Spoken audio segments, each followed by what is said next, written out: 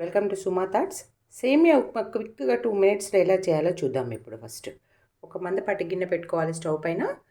ఇటే ప్యారలల్గా ఈ స్టవ్ మీద ఈ గిన్నె పెట్టుకున్నప్పుడే ఇటు సైడ్ వేడి నీళ్ళు పెట్టుకోవాలి.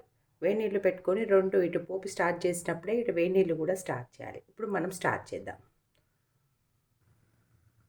గిన్నెలో ఆయిల్ పోసి ఇప్పుడు ఎండుమిరపకాయలు, జీలకర్ర, ఆవాలు వేసుకుందాం. చూడండి, ఆవాలు కొంచెం చిటపట ఆనంగానే పచ్చిమిర్చి, ఉల్లిగడ్డ వేసుకుందాం. పల్లీలు, శనగపప్పు ఫస్ట్ వేసుకుందాం.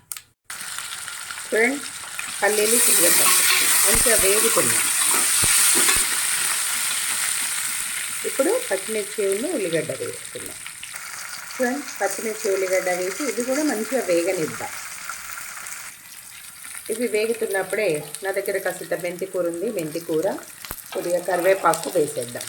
ఇక్కడ పుదీనా కూడా వేసుకోండి. ఇప్పుడు ప్రస్తుతానికి నా దగ్గర లేదు. పుదీనా వేస్తే చాలా బాగుంటుంది. చూడండి, ఇవి మంచిగా వేగుతున్నాయి. వేగినప్పుడే రుచికి సరిపడా సాల్ట్ వేసుకోండి.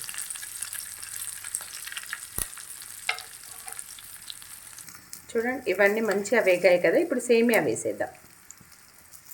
చూడండి, ఇలా సరిపడా సేమియా వేసేసి ఇది కొద్దిగా వేపుకుందాం. చూడండి, ఇది కొద్దిగా బ్రౌన్ కలర్ అయిపోయింది. ఇప్పుడు ఈ వేడి నీళ్ళు ఇందులో పోసేద్దాం. ఇప్పుడు వేడి నీళ్ళు చూడండి, వేడి నీళ్ళు పోసేసాను.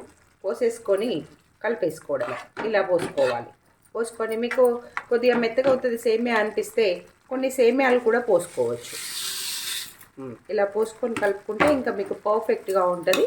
దించేటప్పుడు కొత్తిమీర వేయాలి. చూద్దాం, ఇది అయిపోయినాక చూపిస్తాను నేను. టేస్ట్ చూసి ఇక్కడే ఉప్పు అడ్జస్ట్ చేసుకోండి.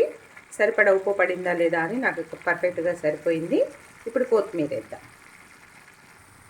చూడండి, కొత్తిమీర వేసేసాం. ఇంకా దించేయటమే. సేమియా ఉప్మా రెడీ. చూడండి, పొడపడలాడుతూ వచ్చింది.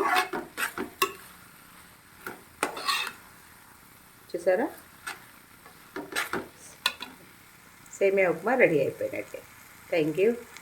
చూడండి, సేమియా పర్ఫెక్ట్గా వచ్చింది. ముద్దగా రాలేదు. చూడండి, రెడీ టు ఈట్ అన్నమాట.